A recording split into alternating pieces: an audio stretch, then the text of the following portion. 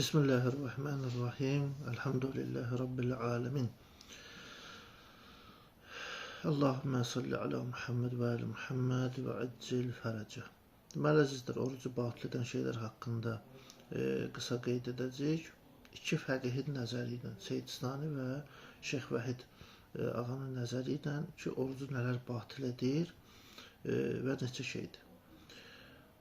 Şeyx Vahid Həvəzəhullah deməli, Minhacda buyurur ki, orucu batil edən şeylər 9-dur və ondan bəziləri də ehtiyat vacibə əsasən orucu batil edir.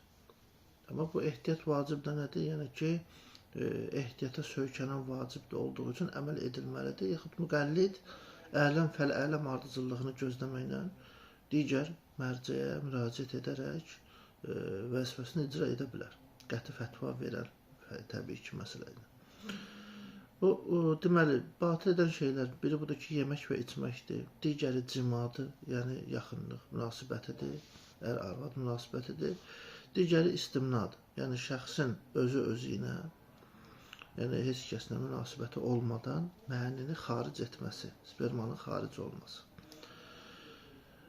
Allaha, onun rəsuluna, yəni Peyğəmbər sallallahu aleyhi və aleyhə və məsum imamların adına yalan demək. Qəsdən bu orucu batil edən şeylərdəndir. Həmçinin şeyx buyurur ki, vacib ehtiyat əsasən tozu boğaza çatdırmaq.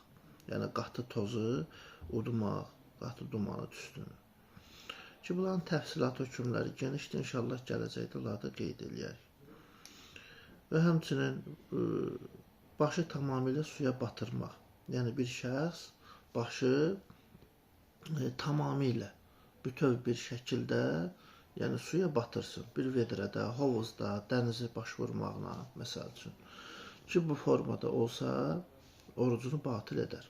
Ağa Vəhid buyurur və amma şəxslər bəzən o çinməklə bunu qarışdırır. O çinməyə bunun adiyyəti yoxdur. Yəni, şəxs əgər orucdursa, çibədə bilər. Məsələn, bu istəyir duş vasitəsindən olsun, istəyir hətta bir qabdan su tökməklə olsun, heç bir problemi yoxdur. Daha sonra sübh əzanına qədər heyz və nifas halında qalmaq. Yəni bir qadının sübh azanına qədər heyz, nifas halında qalması və həmçinin kişi və qadınların hər ikisinə də aiddir cənabətli halda qalmaq. Bu da orucu batil edən işlərdəndir. Və digəri axıcı, yəni maye maddələrlə insanın özünü imalə eləməsi, yəni klizma etməsi. Bu da orucu batil edən bir şeydir. Və digəri də budur ki, qusmaq. Yəni bir insan qəsdən oruclu halda qusdurur özünü. Bu orucu batil edən şeydir. Amma bir şəxs qəsdən olmadan ki, müəyyən bir səbəbdən bu hadisə halı yaşasa, onun orucu batil olmaz. Seyyid Sistani Həfəzəhullah da həmçinin ki, orucu batil edən şeylərdə buyurur ki, orucu batil edən şeylər bunlardır ki, yemək və içməkdir, cinsi əlaqədir, istimnadır ki, dediyimiz kimi insanın öz-özlüyündən mənini xaric etməsidir. Bu, elmi dildə masturbasiya deyirlər, onanizm deyirlər ki, daha sonra digər batil edən şey ehtiyat vacib əsasən Seyyid buyurur ki, Allaha, onun rəsuluna və imamların adına yalan nisbət verməkdir.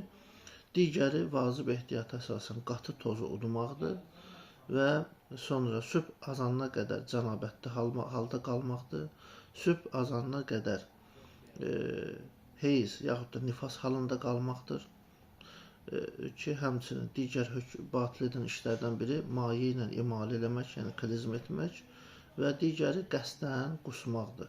Ki, bu orucu batil edən şeylərdir Seyyidin nəzərində.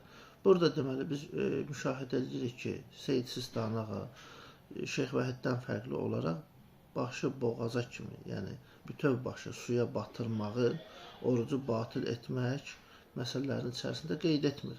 Yəni, Seyyidin nəzərində ehtiyat müstəhəbdir ki, başı bütövlükdə suya batırmayasan oruclu şəxs üçün. Bu ehtiyat müstəhəbbə söykənən bir əməldir. Yəni, bu müstəhəbbi tərk etmək də olar, icra da etmək olar ki, o şəxsin, yəni orucu amma batil olmayacaq. Lakin Şeyx Vəhid ağanın müqəllidləri üçün bu məsələ fərqlidir. Belə ki, o şəxs bu işi görsə, orucu batil olacaq. Velhamdülillah Rabbil alemin.